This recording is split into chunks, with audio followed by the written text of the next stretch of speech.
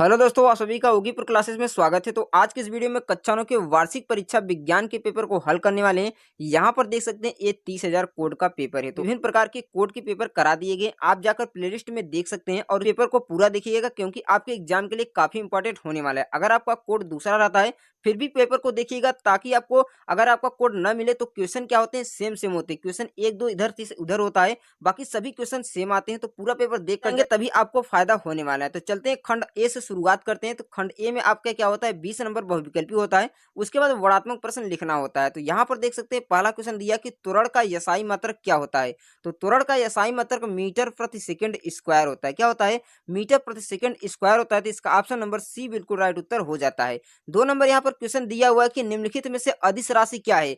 अदिश राशि एक ऐसी राशि होती है जिसमें दिशा तो नहीं होती है लेकिन परिमाण होता है। ऐसी राशियां जिसमें परिमाण के साथ दिशा नहीं होती है उसे क्या कहते हैं, अदिश राशि। सदिश राशि किसे कहते हैं, जिसमें परिणाम के साथ क्या होता है, दिशा होता है। जैसे संवेग की बात करें, त्वरण की बात करें, चाल की बात करें, वेग की बात करते हैं, इसमें त्वरण क्या होता है, सदिश राशि होता है। लेकिन क्या है, इसमें पूछा अदिश राशि। संवेग क्या होता है, सदिश राशि होता है। वेग क्या होता है, सदिश राशि होता है। जबकि चाल क्या होता है, अदिश राशि होता है। ऑप्शन नंबर कौन सा सही, ऑप्शन नंबर इसका सी राइट उत्तर हो जाता है।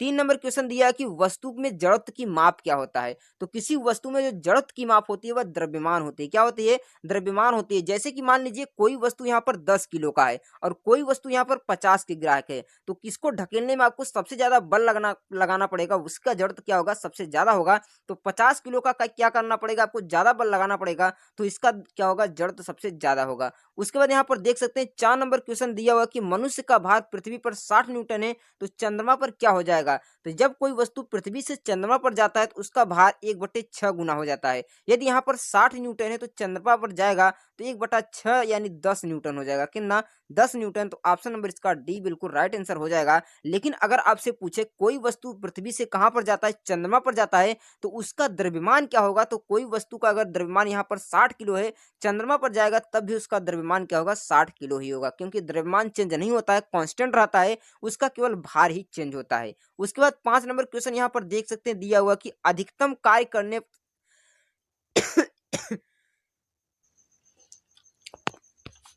उसके बाद यहाँ 5 नंबर क्वेश्चन दिया कि अधिकतम कार्य के लिए बल तथा विस्थापन के बीच कोण होना चाहिए। तो जानते हैं कि आप W बराबर होता है एफ एस कॉस थीटा। क्या होता है, एफ एस कॉस थीटा होता है। अगर हम कॉस थीटा की बात करते हैं तो कॉस 0 का मान ही होता है जो सबसे बड़ा होता है। तो कॉस 0 का मान 1 होता है, बाकी सभी का मान जो कॉस के लिए होता है 1 से छोटा होता है। तो सबसे ज्यादा जो कोण होना चाहिए अधिकतम कार्य के लिए 0 डिग्री होना चाहिए। तो ऑप्शन नंबर कौन सा सही, ऑप्शन नंबर इसका ए राइट आंसर हो जाएगा। यदि कोण का मान 0 डिग्री हो जाएगा तो कार्य क्या होगा, एफ एस ही होगा। क्या होगा, एफ एस होगा, यही मैक्सिमम कार्य होगा। उसके बाद नेक्स्ट क्वेश्चन देख सकते हैं दिया हुआ कि आवृत्ति का मात्रक क्या होता है। तो आवृत्ति का जो मात्रक होता है हर्ट्ज होता है। तो इसका ऑप्शन कौन सा सही, option number B right answer हो जाएगा। उसके बाद 7 नंबर क्वेश्चन दिया हुआ कि घड़ी में घंटे वाली सुई का आवर्त काल क्या होता है।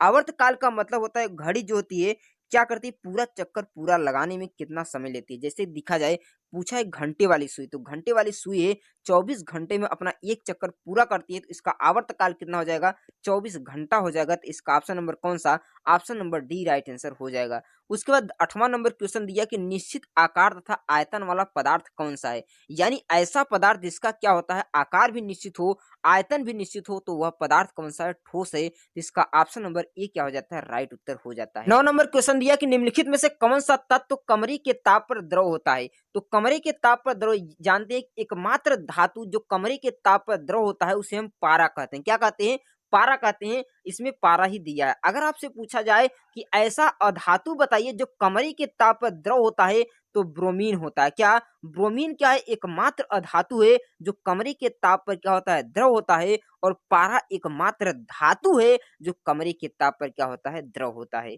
उसके बाद 10 नंबर क्वेश्चन दिया कि A2B5 में ए की संयोजकता क्या होगी। तो A2 की संयोजकता क्या हो जाएगी, ए हो जाएगी, यानी 2 हो जाएगी। ऑप्शन नंबर क्या हो जाएगा, ए राइट आंसर हो जाएगा। 11 नंबर क्वेश्चन दिया हुआ कि न्यूट्रॉन की खोज किसने की थी। तो न्यूट्रॉन की खोज किसने की थी, तो चैडविक ने की थी। किसने की थी, चैडविक ने की थी।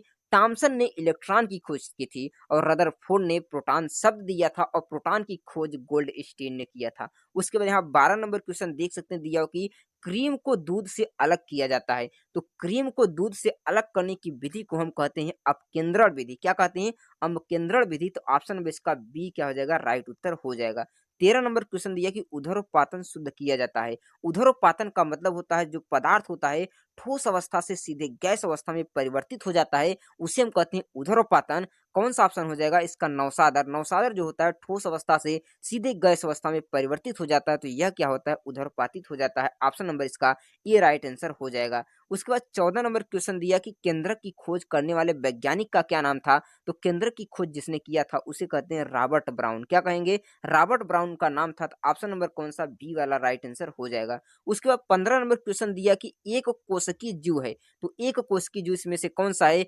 क्लाइडियोमाइनोमोनास है, बैक्टीरिया है, पैरामीशियम है। तो इनमें से सभी क्या है? एक कोशिकीय जीव है। तो ऑप्शन नंबर डी वाला क्या हो जाएगा? बिल्कुल राइट उत्तर हो जाएगा। 16 नंबर क्वेश्चन यहाँ पर दिया है कि विभुज ऊतक होता है मूलरोम में, पत्ती में, पुष्प में या तना और शीर्ष पर। तो तना और शीर्ष पर होता है, तो इसका ऑप्शन नंबर सी राइट उत्तर हो जाएगा। उसके बाद 17 नंबर यहाँ पर क्वेश्चन दिया कि चनली नलिकाएं कहाँ पाई जाती है? जो चनली नलिकाएं होती है वो फ्लोएम में पाई जाती है, तो इसका ऑप्शन नंबर बी राइट उत्तर हो जाएगा। 18 नंबर क्वेश्चन दिया हुआ कि किस संघ के शरीर क्या होता है? छिद्र में होता है। यानी किस संघ के जंतुओं का जो शरीर होता है छिद्र में होता है, तो पोरीफोरा होता है। तो ऑप्शन नंबर इसका ए बिल्कुल राइट उत्तर हो जाएगा। 19 नंबर क्वेश्चन यहाँ पर दिया हुआ कि यदि पृथ्वी के चारों ओर वायुमंडल नहीं होता है तो पृथ्वी का तापमान पर क्या प्रभाव पड़ेगा?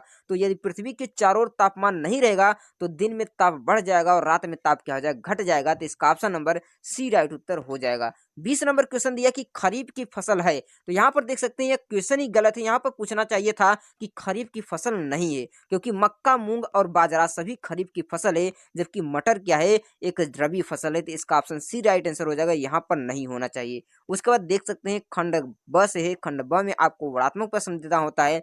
कहा है कि चाल और वेग में आपको अंतर बताना है।